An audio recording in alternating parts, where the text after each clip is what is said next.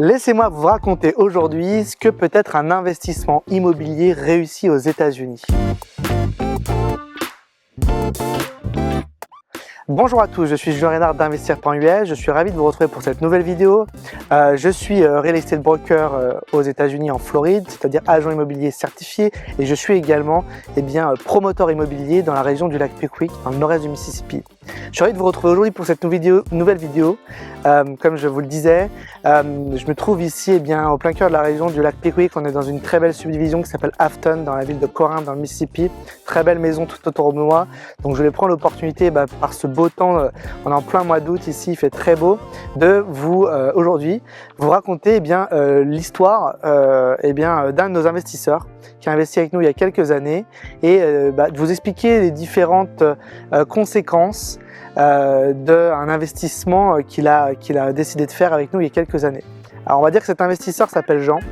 Pour garder l'anonymat, Jean est originaire du sud de la France, d'Aix-en-Provence, et il a décidé en 2022 de faire l'acquisition d'une maison individuelle dans notre subdivision Deer Park à Yucca, qui est à 20 minutes d'ici environ.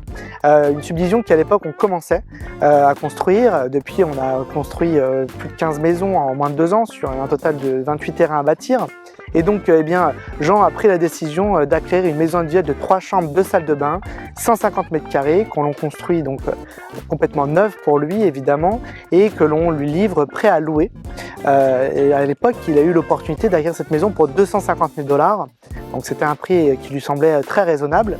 Et évidemment, il a également commencé à louer cette maison avec un loyer projeté à l'époque de 1 500 $. En réalité, à la fin de la construction, on est arrivé à lui trouver un locataire à 1 600 $ par mois.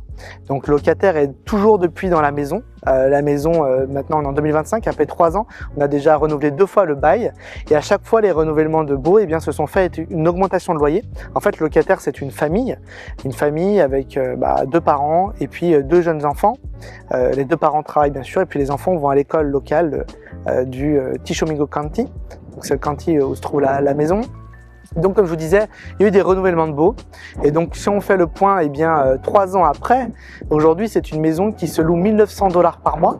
Donc évidemment la rentabilité brute de Jean s'est beaucoup développée en quelques temps, en quelques années, et vous avez eu malgré tout pas de maintenance véritablement sur ce bien, à part la coupe de la pelouse qui doit être faite 5 mois par an, qui coûte à peu près 500 $ par an à Jean. Qui est la seule vraiment maintenance à faire. Le reste, c'est le locataire qui paye. L'eau, l'électricité, le gaz, toutes les utilities sont à la charge du locataire. Et donc Jean, lui, n'a plus qu'à collecter son loyer depuis ce temps-là. Alors au moment de l'acquisition, en plus des 250 000 $, parce qu'on est dans le Mississippi, il y a très peu de charges à l'acquisition. Jean a seulement dû s'acquitter d'environ un peu moins de 1% de frais d'acquisition. En fait, il en a eu pour 2 150 $ de ce qu'on va appeler les frais de notaire. En fait, c'est à la fois un honoraire d'avocat qui a préparé le titre de propriété, préparé le document, vérifié que tout était correct légalement, et qui a également vendu une assurance sur le titre qu'on appelle une title policy, ce qui est vraiment recommandé aux clients de le faire. Jean lui a acquis sans financement, mais en comptant, en cash.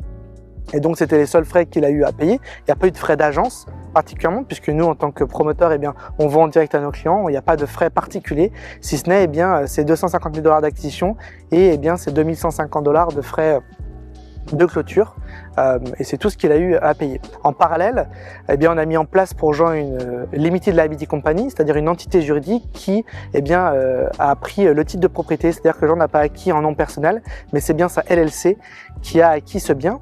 Et donc le bien aujourd'hui est détenu par la LLC, ce qui permet à Jean de se protéger son patrimoine, aussi fiscalement lui permet de vraiment bénéficier de tout l'aspect fiscal qu'on possède aux États-Unis en tant qu'investisseur étranger. Et puis ça peut lui permettre à l'avenir d'associer ses enfants par exemple dans le cadre de la LLC, puisque le pacte d'actionnaires aux États-Unis se fait en sein privé, et donc il peut faire évoluer ce pacte d'actionnaires très facilement. La Limited Liability Company lui a coûté seulement 950 $ pour la mettre en place et on l'a accompagné sur l'ensemble du process jusqu'à l'obtention du numéro fiscal de cette LLC, la création du pacte d'actionnaires, l'obtention des statuts et puis bien sûr l'ouverture du compte bancaire à distance avec une banque américaine mais au sein duquel on a un partenaire francophone, c'est-à-dire une banquière francophone qui est dédiée à nos clients. Donc vraiment une procédure clé en main pour Jean. Jean est venu bien sûr voir tout au long du chantier, il est venu à une reprise jusqu'à la fin avant la livraison du bien pour voir que tout était conforme et il a pu tout faire à distance, autrement les signatures évidemment par voie électronique, envoyer l'argent à distance et donc depuis on va dire qu'il passe plus de temps à voyager à travers le monde et de profiter notamment des revenus qu'on lui génère que de venir s'occuper de son bien puisque c'est très passif pour lui puisque l'on gère ce bien pour lui quotidiennement. Alors, si je fais le bilan après 3 ans, c'est un bien aujourd'hui qui a pris pas mal de valeur puisqu'il y a eu d'autres ventes qui ont eu lieu sur des biens similaires. C'est un bien aujourd'hui qui vaut 295 000 $ environ. Donc il y a déjà une plus-value latente de 45 000 $ sur ce bien en seulement 3 ans, donc ce qui est assez important. En plus, le loyer, comme je vous l'ai dit, a déjà a pas mal augmenté. Et il est possible que l'année prochaine, il y ait encore une augmentation de 50 $ par mois sur le loyer.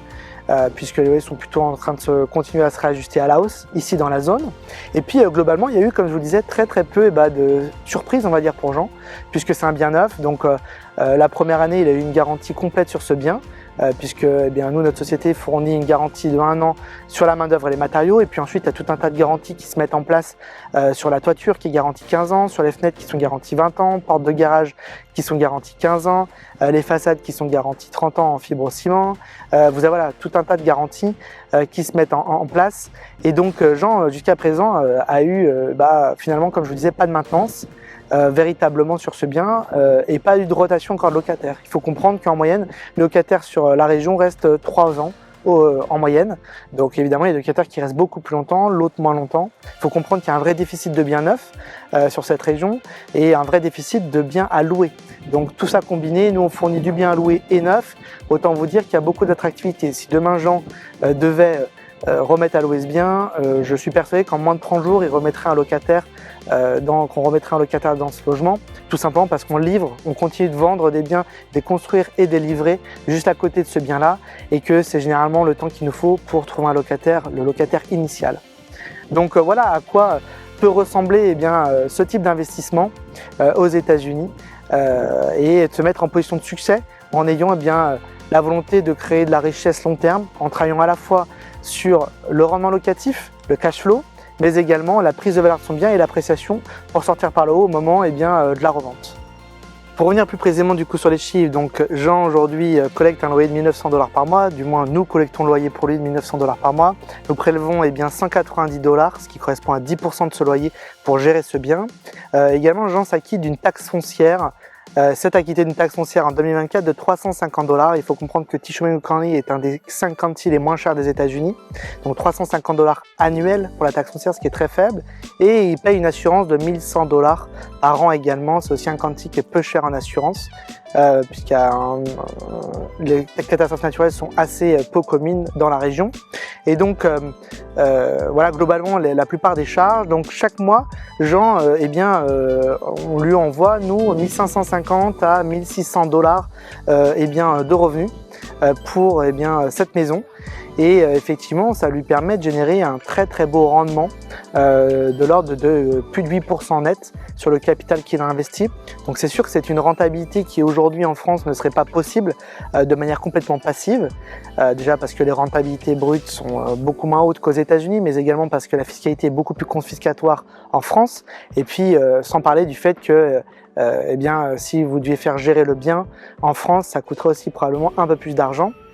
Et donc le résultat net serait beaucoup moins important. Donc pour Jean, c'est un vrai succès parce que lui, son attention principale, c'était de diversifier son patrimoine immobilier et également de sortir ses capitaux de France. Il avait revendu des biens immobiliers, il était investi en France, mais à cause de la législation en cours et de la fiscalité extrêmement confiscatoire, je viens de le mentionner, il ne voulait plus investir dans l'immobilier en France, mais voulait investir à l'étranger. Et les États-Unis lui ont paru naturel parce que c'est un marché qui protège beaucoup les propriétaires. La loi protège beaucoup les propriétaires.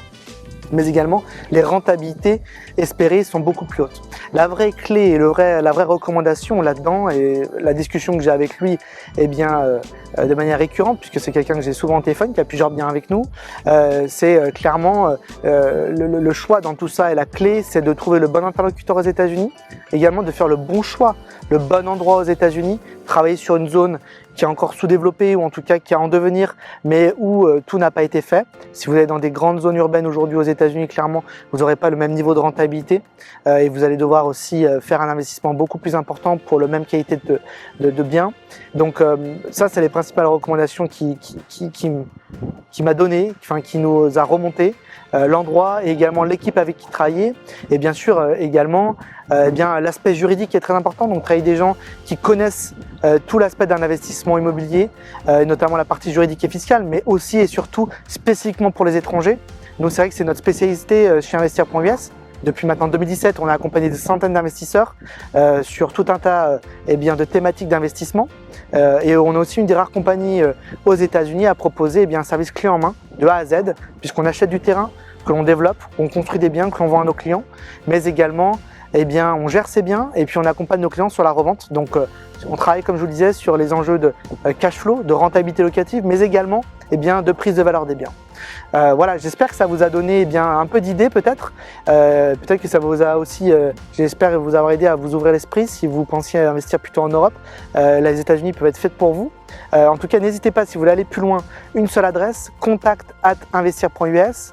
Je vous mets également en lien d'inscription, vous pouvez cliquer sur le lien et puis vous nous contactez, vous nous exposez votre projet. Moi, je reprends contact avec vous sous 48 heures. Surtout, n'hésitez pas à discuter de ce qui peut être fait, de vos objectifs. Comprenez également qu'il est possible de faire du financement aux États-Unis. Beaucoup de clients font du financement, parfois 50-50, ils font appel à seulement 50% des fonds auprès d'une banque américaine pour finaliser leur investissement, parfois plus que ça, jusqu'à 70%. Donc il y a beaucoup de méthodes qui sont disponibles et ces investissements peuvent être rendus assez abordables et faciles à mettre en place. Merci beaucoup, bye bye.